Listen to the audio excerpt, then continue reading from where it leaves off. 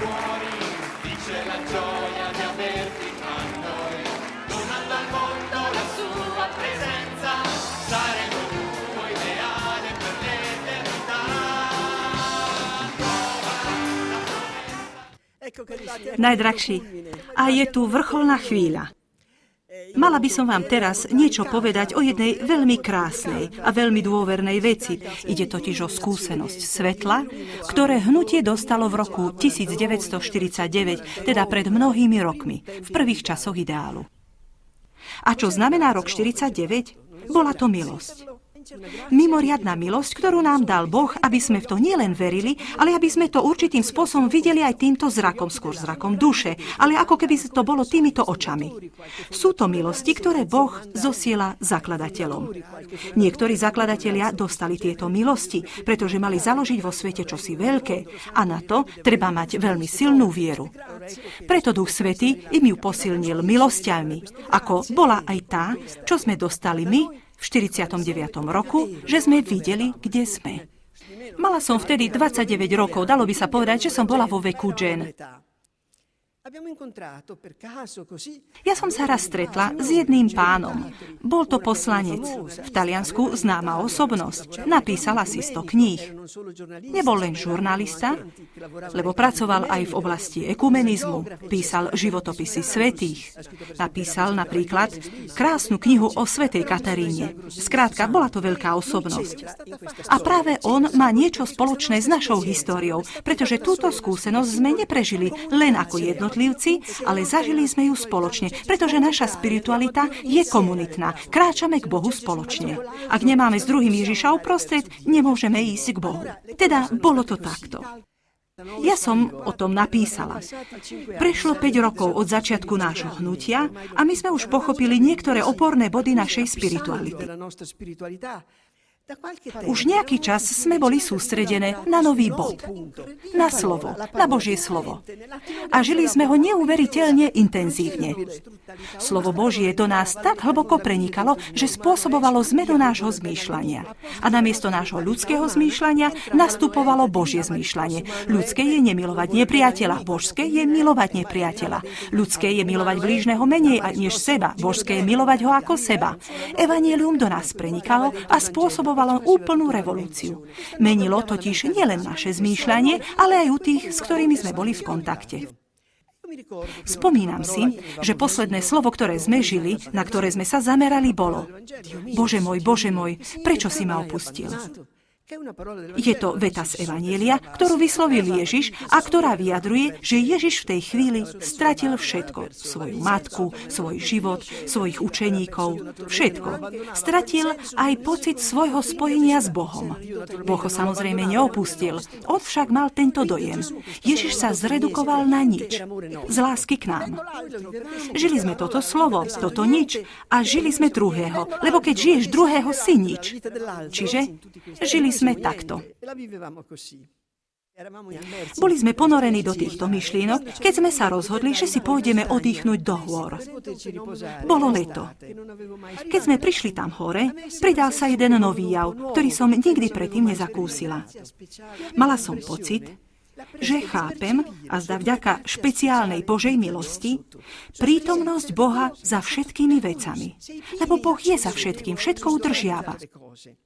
Preto, ak borovice, ktoré som videla, boli pozlátené slnkom, ak sa potôčiky liali a trblietali sa v kaskádach, ak margarétky a ostatné kvety i nebo oslavovali leto, oveľa silnejšia od toho bola vízia akéhosi slnka stojaceho za celým stvorenstvom.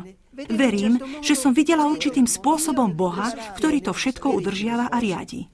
Takto ma Boh pripravoval na to, čo sa malo stať. A Boh za vecami spôsoboval, že oni neboli takými, akými ich my vidíme. Všetky boli medzi sebou spojené láskou. Všetky, dalo by sa povedať, boli jedni do druhých zamilované. Preto, ak sa potôčik vlieval do jazera, bolo to z lásky. Ak sa jedna borovica vypínala vedľa druhej, bolo to z lásky. Prežívali sme tieto skúsenosti, keď prišiel do hôr Foko. Prišiel za nami Foko, tento pán. Prišiel za mnou a hovorí mi: Chiara, čo si myslíš, že by sme sa stali svätí tak, ako svätý František a svätá Klára, ako svätý František Salesky a svätá Jana de Chantal?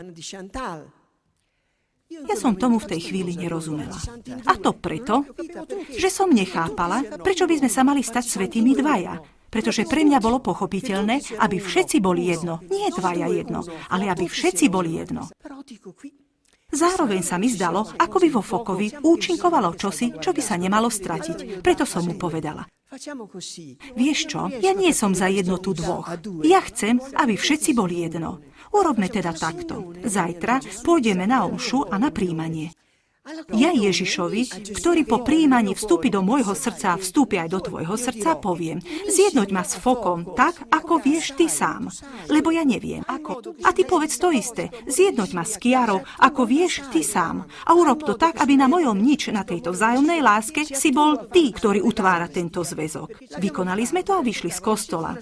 Foko sa musel vrátiť do sakristie, lebo rehoľníci čakali na jeho prednášku. Bol povestný aj tým. Ja som na Foka čakala vonku, no pomyslela som si, že budem čakať v kostole.